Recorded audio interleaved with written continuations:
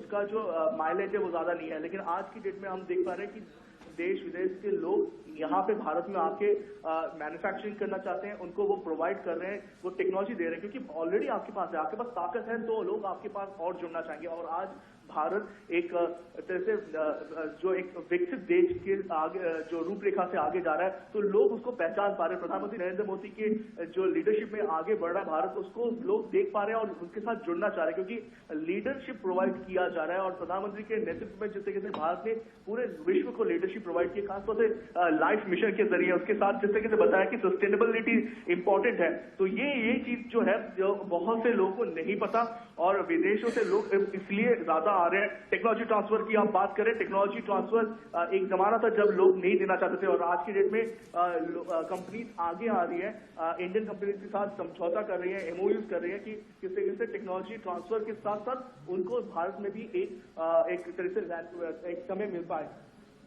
बिल्कुल। तापस, आपसे ये भी जानना चाहेंगे कि जिस तरह से ये एक बहुत ही बड़ा प्लेटफॉर्म है, जिस पर अगर हम परिवहन संपर्क की बात करते हैं तो उससे जुड़े जितने भी उद्योग हैं या उससे जुड़े जितने भी उसके पक्ष हैं यहाँ पर रखे जाएंगे, और उसके साथ ही जो टेक्नोलॉजी के आदान प्रदान की आप बात कर रहे हैं वो भी। तो ऐसे में जो विभिन्न इसके पक्ष आते हैं उसमें किस तरह के समाधान और उसको देखते हुए किस तरह का एक बड़ा विजन भी देखने को मिलेगा, किस तरह से एक बड़ा समाधान का रास्ता भी मिलेगा?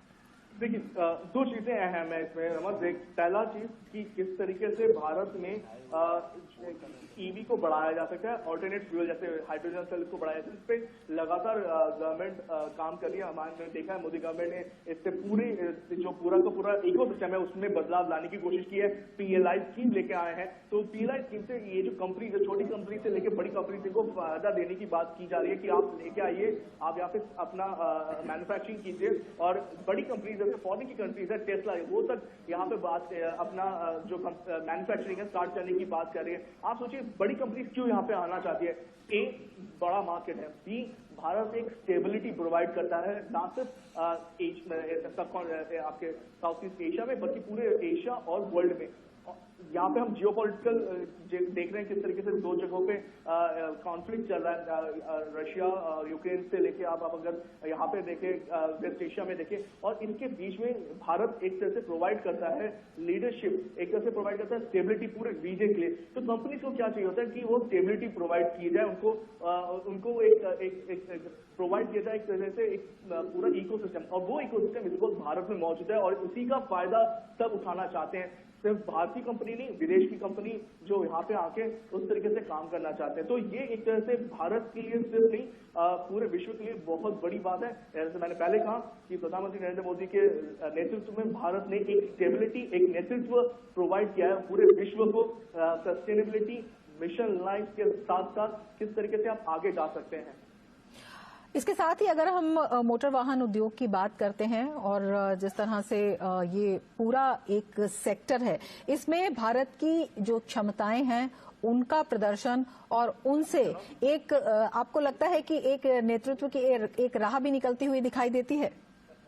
जी बिल्कुल। मोटर जो बाबा मोबिलिटी की बात करें, मोबिलिटी सिर्फ एक चीज में नहीं, मोबिलिटी है कनेक्टिविटी। जब प्रधानमंत्री ने गति शक्ति की बात की, उसके साथ साथ ये मोबिलिटी आती है।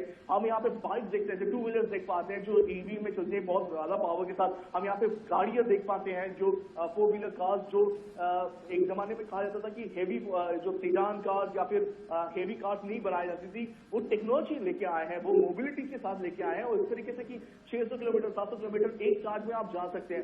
तो उससे क्या फायदा होता है कि आपको एक प्रोवाइड किया जाता है ऑल्टरनेटिव। हाइड्रोजन फ्यूल की बात करें, ये विश्व में बहुत ही कम ऐसे देश है जो हाइड्रोजन फ्यूल पे काम कर रहे हैं, और ये वो रीजन है कि हम देख पा रहे हैं कि यहाँ पे लोग आ रहे हैं, और भारत में एक तरह से इन्वेस्टमेंट को बढ़ावा इसी पे दिया जा रहा है। अदरवाइज अगर आप सोचिए आज से 10 साल पहले कौन सोच सकता था कि हमारे देश में इस तरीके से ईवी का एक्सप्लोजन होगा, एक इलेक्ट्रिक व्हीकल पे इतना ज्यादा काम होगा, या फिर हाइड्रोजन सेल पे इतना काम होगा, किसी ने सोचा था? नहीं। लेकिन अब वो इकोसिस्टम तैयार किया जा रहा है, वो उस तरीके से लोगों को प्रोत्साहित किया जा रहा है कि आप आइए, आप यहाँ पे निवेश कीजिए, और सिर्फ निवेश नहीं, टेक्नोलॉजी के ट्रांसफर के साथ टेक्नोलॉजी को आगे बढ़ाइए। तो वो चीजें यहाँ पे देश में अब हो रही है, वो एक पूरा माइंडसेट चेंज हो रहा है। वही माइंडसेट चेंज होना सबसे बड़ी बात थी। पूरे 10 साल में अगर हम बात करें तो ये माइंडसेट चेंज सब भूमिका निभाया है। तापस आपसे ये भी जानना चाहेंगे कि जो इसमें इस पूरे क्षेत्र के प्रोडक्ट्स तो हैं ही, इसमें रिसर्च कॉन्सेप्ट की भी ये एक बड़ी प्रदर्शनी है। तो किस किस तरह के रिसर्च कॉन्सेप्ट और ये जो कॉन्सेप्ट्स हैं इस क्षेत्र में भारत की क्षमता को बढ़ाने में और जिस तरह से हम एक विजन की बात कर रहे हैं उसे आगे बढ़ाने में योगदान होगा, और इससे कितना फायदा जो है सभी पक्षों को भी मिलता हुआ दिखाई देता है? जी देखिए, रिसर्च बहुत इंपॉर्टेंट है। हर जगह पे आप बात करें तो हमेशा देखेंगे कोई भी अगर कंपनी को अगर कटिंग एज टेक्नोलॉजी मिलती है वो तभी मिलती है जब वो रिसर्च आगे बढ़ाते हैं। आप इसी को मैं लेके जाता हूँ। अगर